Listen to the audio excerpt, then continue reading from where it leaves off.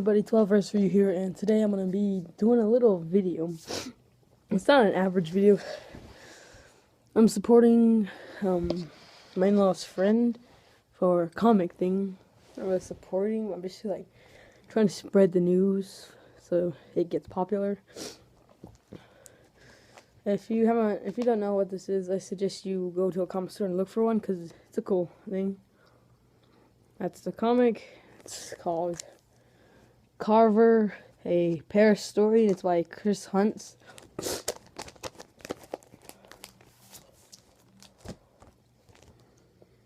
It's issue 1, so next issue will be out sometime.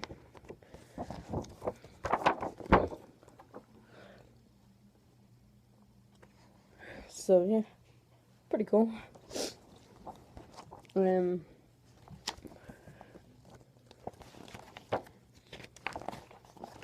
Miss you read this part. That's what he said, I think.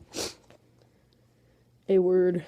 I wrote the first draft of what was to become Carver, a Paris Story, when I was still living in Boise, Idaho. I felt good at the time. In fact, for previous years, while I dedicated myself to becoming a professional comic book creator, I'd say I felt incredible. I started writing in late November. It was only a month after my residency at the Atlantic Center for Art, where I finally learned how to use my brush to ink. And some months after I went to a trip was romantic and confused for both of us. I remember riding away in a cab from our local hotel in the Latin Quarter on my way to the airport. I started out into the early morning darkness, filled with dread. The trip felt incomplete, as if I'd failed us the words, and back then the search for those words is what formed the earliest version of the story. You just began with the issue. I planned to start drawing the story in March of 2011. I wanted to give myself a few months to go over the draft and get more familiar with using the brush before I sat down and to begin with one of my friends. Begin with my first substantial piece of comic narrative. When March arrived, one of my friends was diagnosed with terminal cancer. His name was Lauren Reed.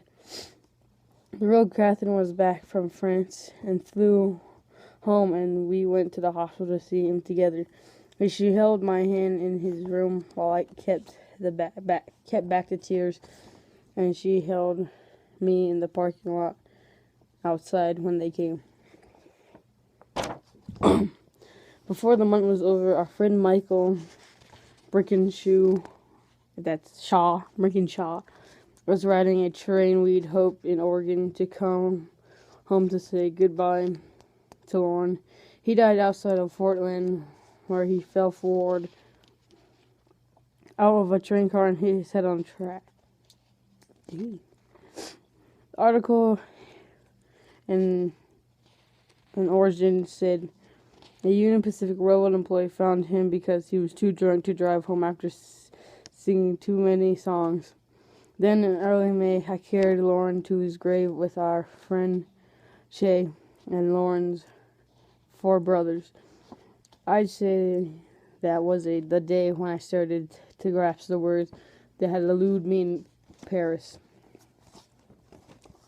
So there, it sat. My father's Paris Story is sat for almost a full year until I had something resembling the will to work. In January of 2012, this version of the story began to take form.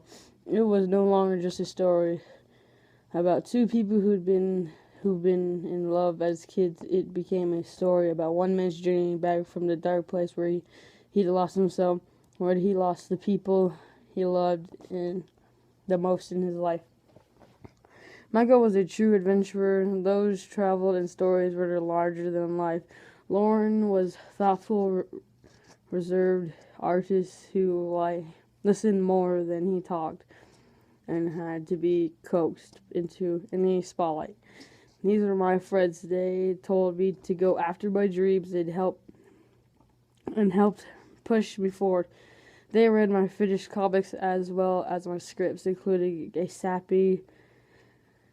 sappy, hopelessly romantic one about a man named Francis and Paris. I wanted to tell you about them because I wanted you to know that they existed. I want you to know that they still exist here. It's something I've worked on for a while. It's called Carver, a Paris story. Chris Hunt, 15. So yeah, I suggest buying this. Help out him. Gone through a lot, so yeah. So yeah, Carver, a Paris story, and it's really good. I read it, so yeah. This will be the end of the video. I suggest you go to your closest comic store and try to find that. But other than that, guys, this is the end of the video. Like, comment, subscribe.